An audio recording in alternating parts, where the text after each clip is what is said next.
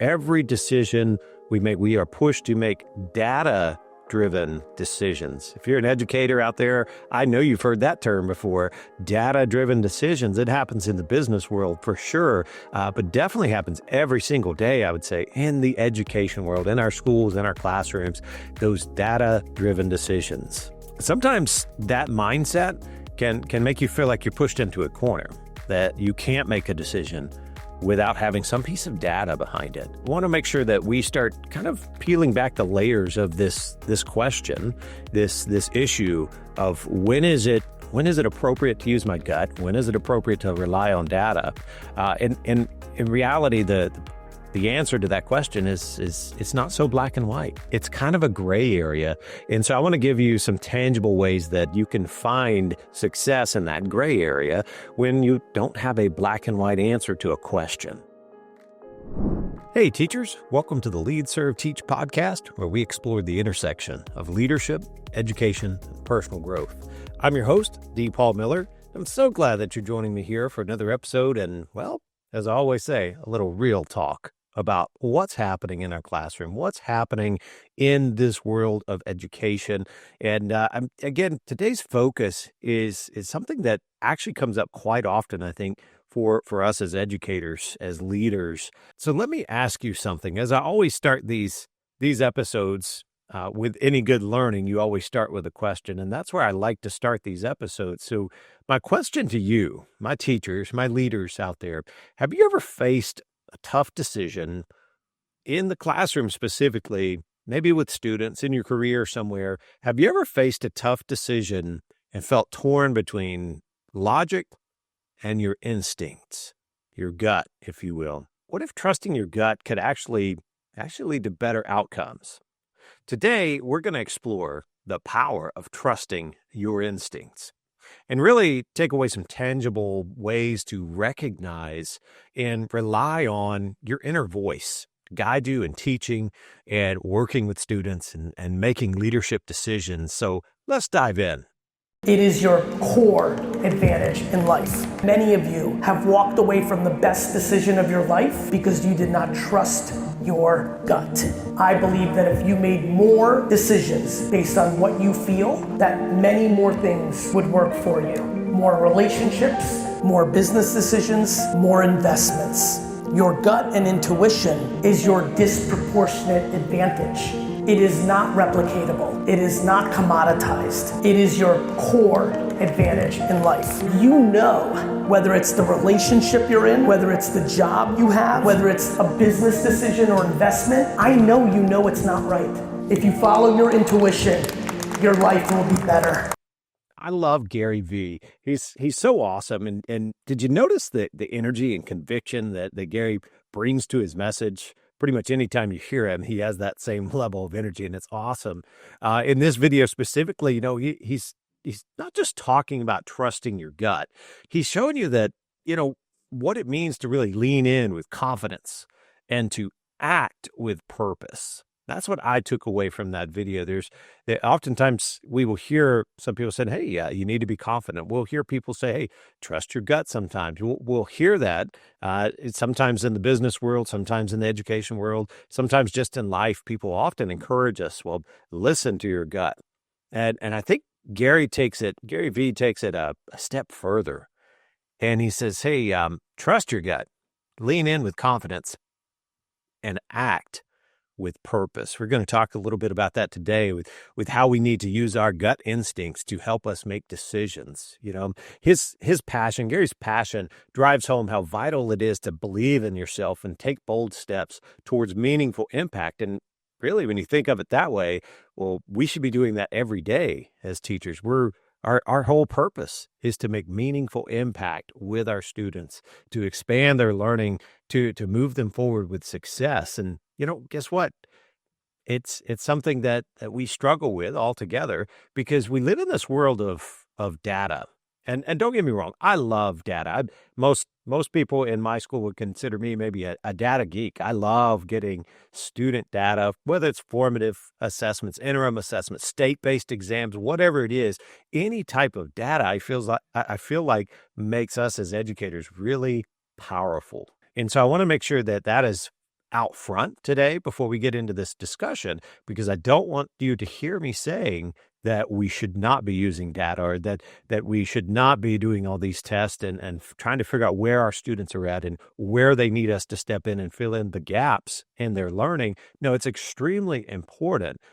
But the amount of data that we are receiving today, and in this world of education, the new world of education, and the proliferation of our data gathering machines, if you will, the data gathering devices that we have, well, it really can become overwhelming. And also it can become, I guess, maybe a bit disorienting, if you will. Maybe there's a little bit of disillusionment that happens. And we start looking at everything and saying, every decision we make, we are pushed to make data driven decisions. If you're an educator out there, I know you've heard that term before, data driven decisions. It happens in the business world for sure, but definitely happens every single day, I would say, in the education world, in our schools, in our classrooms, those data driven decisions. Sometimes that mindset can make you feel like you're pushed into a corner, that you can't make a decision without having some piece of data behind it. I want to make sure that we start kind of peeling back the layers of this question, this issue of when is it appropriate to use my gut? When is it appropriate to rely on data? And in reality, the answer to that question is it's not so black and white. It's kind of a gray area. And so I want to give you some tangible ways that you can find success in that gray area when you don't have a black and white answer to a question, when you don't have a solid mathematical answer to the question, I would say. So one thing that Gary pointed out again is that, trusting in your gut, it's not about ignoring logic. For me, trusting your gut, for me, looking at situations saying, all right, what's my inner voice telling me on this? What is my instinct telling me on this? It's something that really comes from a combination, I think, of your experience and your intuition, your self-awareness, your awareness of others, your knowledge of relationships that you have with the individuals that you're dealing with. It's a combination of all of those things that can really lead to making confident decisions that have positive results.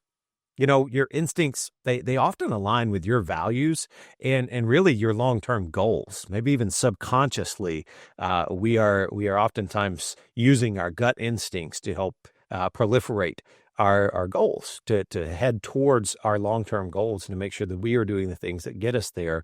And I think oftentimes too, we tend to trust our gut more in high stakes or uncertain situations, right? It's about knowing when to lean in and take that step, and even where the path maybe isn't crystal clear, knowing the right steps to take based on that gut instinct. And so really, from my experience, making the best decision, again, is a combination of that experience, the intuition, your gut, your instinct, but it's also taking the feedback that life gives us, the data that life gives us, the data, maybe, again, putting it into a classroom situation, taking the student data from all the assessments that they do complete, and combining that with our gut instinct. I believe that is where the magic happens. And there's really three things that I really want to break down for you today, and hopefully give you some tangible things you can take and start using today, tomorrow, and into the future as a phenomenal educator. So the first one is recognizing your inner voice. It's about understanding that quote gut feeling that some people talk about. When your gut is nudging you towards a decision, whether it's handling a classroom issue, especially like a discipline issue in the classroom, or maybe it's about adapting a lesson on the fly. It's so important. Many years ago, when I was first getting into education, I remember that our evaluation system, our administrators would come in and they would evaluate our lessons and see what's going on and see if, are we reaching the students? Are we engaging the students? But there was obviously many elements which were observed. And one of those, I found it a funny word, but over time, you as an educator, you start to understand what it means. It was called withitness. You may have heard that word before, but for me in 2005, fresh out of college, it was a new word for me. I was like, withitness. That's interesting. What do you mean? I remember meeting with my administrator the first time as a first year teacher and asking them, "Can you give me an example of withedness? Like, what are you talking about?" And I think one of the greatest ways you can show withedness as a teacher is being able to adapt a lesson on the fly. And you know what I'm talking about. When you're teaching a lesson and you start getting a little bit of feedback from your students, maybe it's from something more formal, like a quick check-in on their knowledge check, and maybe it's just looking around at their faces and listening to your gut tell you, hey, I don't think they're getting it. And you adapt the lesson. Yeah, you may have been heading towards this specific goal over here, this specific objective. But when you realize, ooh, we are missing something, there's a major gap in my students' learning, and I'm going to have to adapt this lesson and change it. That's withedness. And most of the time, in my experience, the withedness comes from that little nudge, that inner voice, that gut instinct that says, hey, things aren't moving the way that you think they're moving. They're not being understood the way you think they're being understood. And I think it's so important that oftentimes, again, as teachers, we get inundated with data and we're told to make only data-driven decisions.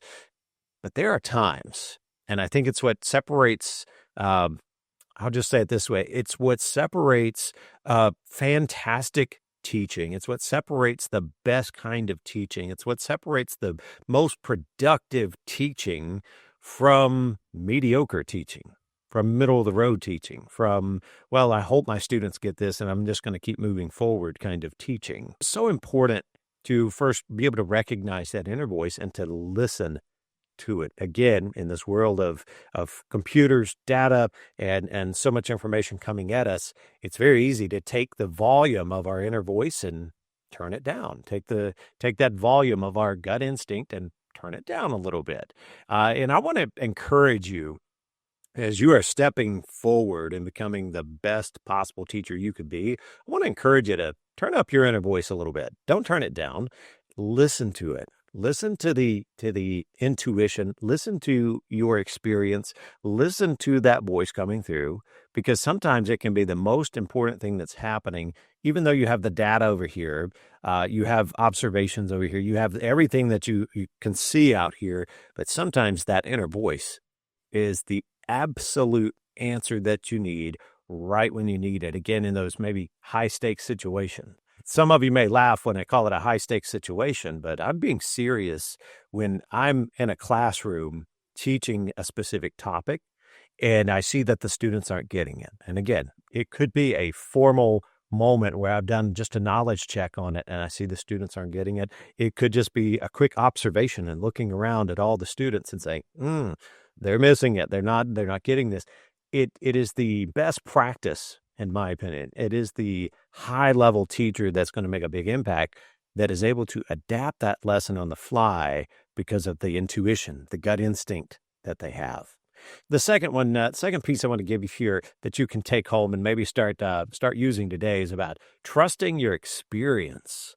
You know, that inner voice oftentimes that we just mentioned, it is actually coming from your experience, the lived out moments in your life, the lived out moments in the classroom, the lived out moments when you may have been a student and now are in a classroom as the teacher and understanding that interesting and amazing dynamic. So remember, your instincts are formed by years of practice, years of observation, years of experience.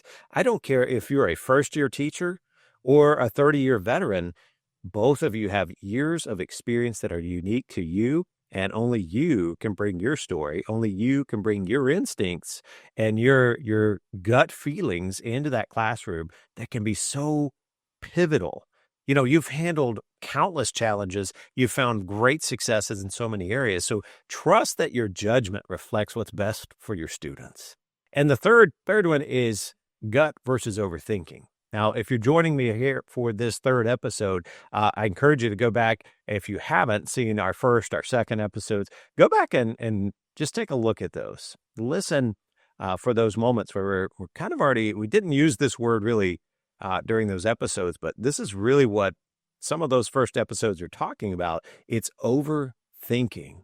You know, in episode 1, we talked about being able to determine, what is something that is hard to achieve, it's difficult, but really doesn't make a difference. It doesn't really have a huge impact versus the things that may be difficult but have a huge impact on our students and really push them towards success. And I think so often, again, for educators, world of data, all this information coming in, we're being told what all the best practices are from all these different sources, and it's easy to overthink situations. It's easy to overanalyze situations.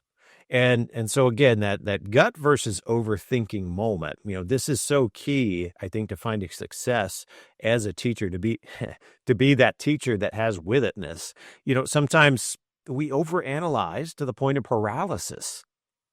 And, following your intuition, trusting yourself, trusting your experiences, trusting what you bring to the table can help you move forward a little bit more decisively instead of getting bogged down in analysis paralysis. So I want to encourage you to combine all this together. And again, we're not throwing out the data. We're not throwing out best practices. We're taking the data, what data is showing us. We're not going to overanalyze. We're not going to overthink it. We're going to take what we know from that, the learnings that we can get from our data, the learnings that we can get from reading about best practices, and we are going to combine that with what makes us unique. We're going to combine that with our experiences and our intuitions. When we combine it, again, I think that is where the magic happens. So I'll share a quick example from my own experience. Years ago, I was grading papers and I decided to stand up and take just a quick break. And I walked away from my desk, walked over to the window. After I'd stood there for a couple of minutes, I saw a student got out of, I guess, what is his parents' vehicle. He enters through the gate, and he's coming down. He's going to go check in at the main office. Well, we just had renovations done at the school that summer, and they were still catching up with these renovations. And there was a 1-gallon bucket of paint sitting out on the sidewalk. And I watched this student, and he's walking down this walkway. He diverts his path for a moment as he approaches this can of paint, and he proceeds to give it his best kick that he could. So I was sitting there going, oh no, did he really just do that? And so I left my room, went downstairs quickly, and came out the side of the building and called the young man over. And I started asking him questions about kicking the can of paint onto the wall. And his response at first was, I didn't do that. I don't know what you're talking about. And I looked at him and I said, there are security cameras out here. I don't think lying to me is really a good option. So let's restart this. Why did you kick the can of paint onto the wall? And as the conversation progressed, he became more and more angry. He became more and more aggressive. He started, of course, calling me some unsavory names. And of course, as a first-year teacher, inside of me, my blood was starting to boil. I was starting to get upset. I was starting to kind of start thinking up here with my brain. I was starting to think, how dare the student make these claims about me? And I remembered back to times all the way back when I was in high school and seeing other students react in angry ways, and maybe even close to violent ways towards teachers. And I just remember some of the best instances where I saw teachers handle those situations. They were extraordinarily calm. They were extraordinarily cool and collected. And they would simply reason with the student, and they would keep a calm tone to their voice. They did not get upset. No matter what was said, they understood that they were talking, to a student. And even our high school students, science has proven that, their brains aren't fully developed yet. And so I think it's important sometimes to understand that as teachers, no matter what grade level we're in, even if we're in high school, as I was, that we're still dealing with children.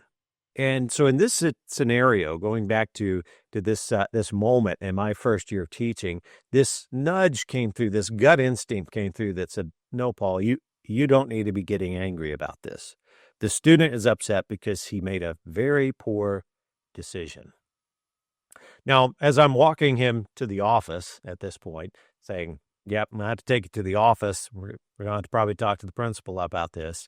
I remember as we continued down the hallway, he kept yelling at me. He kept making threats. He kept, just calling me every name under the sun. And I remember we got to the office. I checked him in, and I remember going to the principal with him. And I remember looking at the principal before I left out of the room because I had to go back as the next class was about to start. I remember looking at the principal and I simply said, "Hey, you know what? This student, he made a bad choice. He's not a bad person. He just made a bad choice. And I'm really hoping for the best for him." And I left. I remember the student at that point was silent. He didn't have much else to say. And it was amazing. Several weeks later, that student came back to me. And of course, he had been put on detail. He had what my school called detail. He was there cleaning the school before and after. He was there picking up trash after lunch. He was there. That was the punishment that the principal had given him for his actions. And I remember him coming back a couple of weeks later, and he apologized to me. He apologized for what he had said. And he said, I learned something that day. And of course, we had a good conversation. But it was amazing what my brain was telling me in that moment that, the data in front of me said, this student is telling lies about me. This student is making threats towards me. This student is, et cetera, et cetera. And I wanted to step up to the plate. I wanted to meet him toe for toe. And that small inner voice, that gut instinct said, no, this is a child. He needs an advocate. He needs somebody to help him. And in this moment, getting angry at him, in this moment, losing my cool, in this moment, doing something, unprofessional, let's say, that would have stopped all the learning opportunity for that student. It would have stopped any kind of platform I would have after that with the student to speak into their life, to build a relationship, to help them move forward, to help them understand that, hey, they just made a bad decision. They're not a bad person. They just made a poor decision. So it's important to listen to our gut. It is important to remember that gut instinct is something that can help us not overthink things. It can help us make decisions more decisively. It can keep us on track with our goals. And so I want to encourage you all to just take a moment right now. And if you need to press pause on here, press pause. Think back to a moment when your gut guided you successfully. Well, what did you learn from it? And maybe in some cases, more importantly, what did others learn from it? So here's the big takeaway for today. Trusting your gut again, it isn't about taking shortcuts. It's not throwing logic to the side. It's not taking data and throwing it out the window. It's not saying, hey, these best practices that I read about and get trained on are no good. No, it's about leaning into your experience. It's about leaning into your instincts and trusting them and making decisions that are a combination of our learned experiences and our gut instincts and the data and the best practices, combining them together and making decisions, taking actions that align with your purpose as a teacher, your values as a human being. And that, again, is where the magic happens. So before we wrap up here, I just want to know, what's one decision that you've made recently, or maybe a little bit further back if you want, maybe a moment in time in the classroom where your gut played a huge role, where your gut saved the day, your instinct, you combined it with data, you combined it with a best practice, and it made it an amazing moment. You took a bad situation and turned it into a learning opportunity. Share it in the comments below and inspire others by sharing a link to this podcast. Give them a shout out on here so that they can inspire others to trust themselves more. So let's keep supporting each other. Let's keep thriving together. And until next time, remember, you're not just a teacher, you're a change maker. So keep striving, keep inspiring, and don't quit. I'm D. Paul Miller, and I'll see you for our next episode.